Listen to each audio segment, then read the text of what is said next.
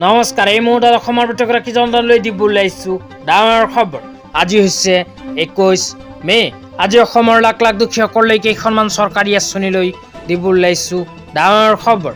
তো যিসকল মানুহে ভিডিঅ'টোত ক্লিক কৰিছে, অনুগ্ৰহ কৰি ভিডিঅ'টো স্কিপ নকৰি প্ৰথমৰ পৰা শেষলৈ চাই থাকিব, কিয়নো এইটো ভিডিঅ'ৰ মাজত ছাবচিডি চলাৰ পৰা আৰম্ভ কৰি অৰুণোদয় আঁচনিলৈ কেইখনমান গুৰুত্বপূৰ্ণ খবৰ আপোনালোকক প্ৰদান কৰিম। অনুগ্ৰহ কৰি ভিডিঅ'টোত ক্লিক কৰিছে যদি ভিডিঅ'টো স্কিপ নকৰি প্ৰথমৰ পৰা শেষলৈ চাই থাকিব। লগতে মোৰ চেনেলত নতুন হ'লে প্লিজ চেনেলটো ছাবস্ক্ৰাইব কৰি মোৰ লগত থাকিব।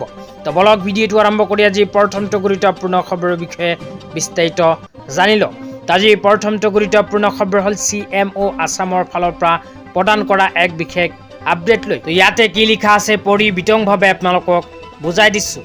ইয়াতে লিখা আছে, মাননীয় প্ৰধানমন্ত্ৰী শ্ৰী নৰেন্দ্ৰ মোদীৰ দূৰদৰ্শী চিন্তাক বাস্তৱায়িত কৰি মাননীয় মুখ্যমন্ত্ৰী ডক্টৰ হিমন্ত বিশ্ব শৰ্মাৰ নেতৃত্বত অসমত প্ৰধানমন্ত্ৰী সূৰ্য ঘৰ বিনামূলীয়া বিজুলী যোজনাৰ সফল ৰূপায়ণ প্ৰক্ৰিয়া ক্ষীপ্ৰ গতিত চলি আছে। তাৰপিছত লিখা আছে, এই অভিলাষী আঁচনিৰ জৰিয়তে অসমৰ গ্ৰাহকসকলে প্ৰতিমাহে 300 ইউনিট পৰ্যন্ত বিনামূলীয়া বিদ্যুৎ লাভ কৰাৰ লগতে সৌৰ পেনেল স্থাপনৰ ক্ষেত্ৰত 78,000 পৰ্যন্ত চৰকাৰী ৰাজ সাহায্য লাভ কৰিব পাৰিব। ইয়াৰ লগতে আৰু লিখা আছে, সুলভ ঋণ আৰু অতি সহজ প্ৰক্ৰিয়াৰ সুবিধা সমৃদ্ধ এই জনকল্যাণমূলক আঁচনিৰ জৰিয়তে ঘৰুৱা বিদ্যুতৰ মাচুল হ্ৰাস কৰাৰ লগতে ৰাজ্যখনক সেউজ শক্তিৰ ক্ষেত্ৰত আত্মনিৰ্ভৰ কৰি তোলাত সহযোগ কৰিবলৈ আহ্বান জনোৱা হৈছে। তাৰপিছত আৰু লিখা আছে, আপোনাৰ ঘৰখনক উজ্বলাই তোলক বিনামূলীয়া সৌৰ শক্তিৰে প্ৰধানমন্ত্ৰী সূৰ্য ঘৰ বিনামূলীয়া যোজনা আঁচনি। তো ইয়াতে উল্লেখ কৰা অনুযায়ী ভাৰত চৰকাৰে আৰম্ভ কৰিছে এক বিশেষ আঁচনি।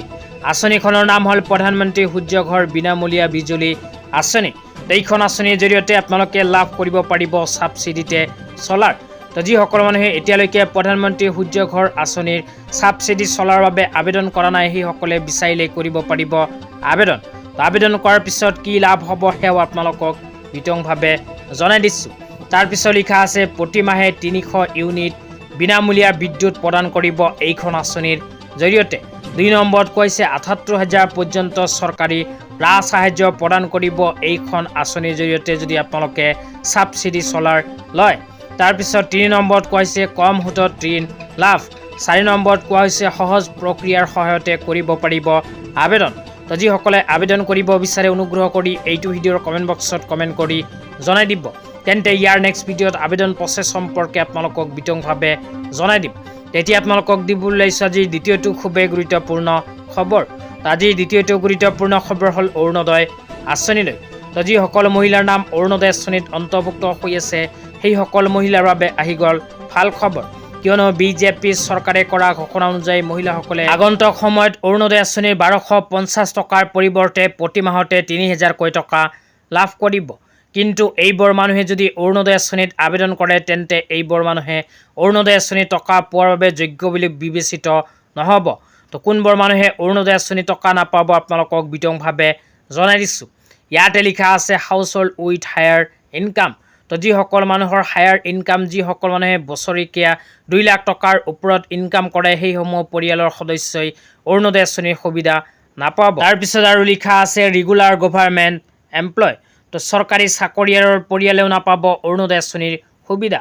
3 নম্বৰত কোৱা হৈছে, যিসমূহ পৰিয়ালৰ কোনো সদস্যই ইনকাম টেক্স পে' কৰে, ইনকাম টেক্স পে' কৰা পৰিয়ালেও নাপাব অৰুণোদয় আঁচনিৰ সুবিধা।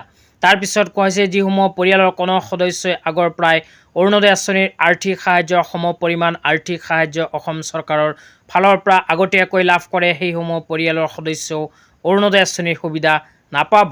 এইবোৰ মানুহে যদি অৰুণোদয় আঁচনিত আবেদন কৰে তেন্তে ভেৰিফিকেশ্যনৰ সময়ত এইবোৰ মানুহৰ নাম কৰ্তন হ'ব। এইবোৰ মানুহে নাপাব অৰুণোদয় আঁচনিৰ 3,000কৈ টকা। তো আজি ইমানেই, ধন্যবাদ।